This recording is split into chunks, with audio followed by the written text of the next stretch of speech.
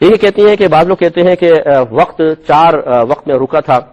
ایک جب سرکار سفر معراج پہ تشریف لے گئے، دوسرا جب حضرت علی رضی اللہ تعالی عنہ کے زانو پر نبی کریم صلی اللہ علیہ وسلم نے سر رکھا ہوا تھا، عصر کی نماز کا وقت نکل رہا تھا، بالکل آخری ٹائم تھا، تو پھر سرکار نے سورج کو واپس پلٹایا، گویا کہ وقت ٹھہرا. اور تیسرا جب بی بی فاطمہ رضی اللہ تعالی عنہا کے سر سے ایک دفعہ دوپٹہ سرک گیا، 2 بال ظاہر ہوئے تو وقت رک گیا. اور حضرت بلال رضی اللہ تعالی عنہ نے ایک دفعہ اذان نہیں دی تھی تو وقت رک گیا. دیکھیں پہلی 2 باتیں تو بالکل ٹھیک ہے، اور آخری 2 باتیں خالی جذبات کا ایک حصہ ہے. یہ جو قوالیوں میں بھی بعض اوقات اس طرح کے شعر پڑھتے ہیں کہ بلال نے اذان نہیں دی تو سحری نہ ہوئی، تو یہ بھی کوئی واقعہ نہیں ہے، کہیں بھی یہ واقعہ موجود نہیں ہے. من گھڑت واقعہ ہے کہ حضرت بلال رضی اللہ تعالیٰ عنہ نے اذان نہیں دی تو جی سحری نہیں، فجر ہی نہیں ہوئی. حضرت بلال نے اذان نہ دی اور سورج نہ نکلا، کیا اس میں کوئی حقیقت ہے؟ یہ اتنا بڑا جھوٹ ہے کہ مفتی اکمل صاحب نے کیو ٹی وی کے اوپر خود آ کے انکار کر دیا اس جھوٹ کا.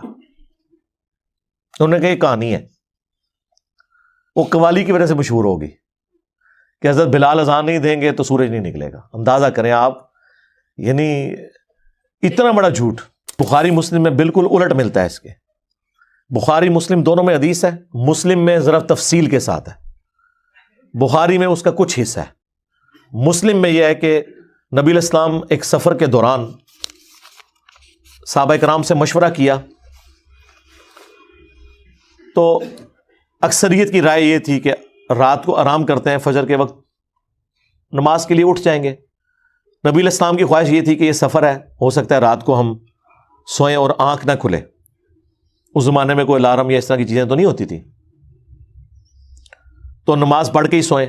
بہرحال حضور نے مشورہ مان لیا اور الٹیمیٹلی حضرت بلال کی ڈیوٹی لگی کہ وہ اپنی سواری پہ اونٹ پہ بیٹھ کے مشرق کی طرف دیکھیں گے. جب پو پھوٹے گی نا طلوع فجر کے لیے، ختم سیری والی پو جو سفیدی ہلکی سی نکلتی ہے، تو وہ آگاہ کر دیں گے.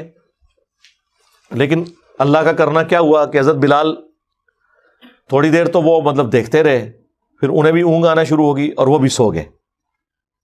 مسلم شریف کے الفاظ ہیں، سورج اتنا بلند ہوا تو نبی علیہ السلام کی آنکھ کھلی، پھر باقی لوگ کھڑے ہوئے اٹھ کے. سب سے پہلے تو حضور نے کہا اس جگہ کو چھوڑو، یعنی ظاہر ہے یہ ایک شیطان کا غلبہ ہوا ادھر کہ سب کی نماز فجر کا وقت گزر گیا. پھر حضرت بلال سے پوچھا بھائی تیری ڈیوٹی لگائی تھی؟ ان کا یا رسول اللہ جس طرح آپ کو نیند آ گئی مجھے بھی آ گئی. کوئی حضور نے یہ نہیں کہا کہ تو نے یہ گستاخی کیوں کی، میرا نام بیچ میں کیوں لیا، کیونکہ یہ نیچرل چیز تھی.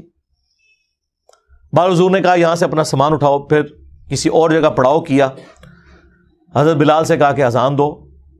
ویسے آپ ہوتے تو کہتے بلال تے اج اون تو کچھ رہتا تو چھٹی کرنا، تو جڑا کام پایا ہے نا سارا دن نماز خراب کیتی ہے. نہیں، حضرت بلال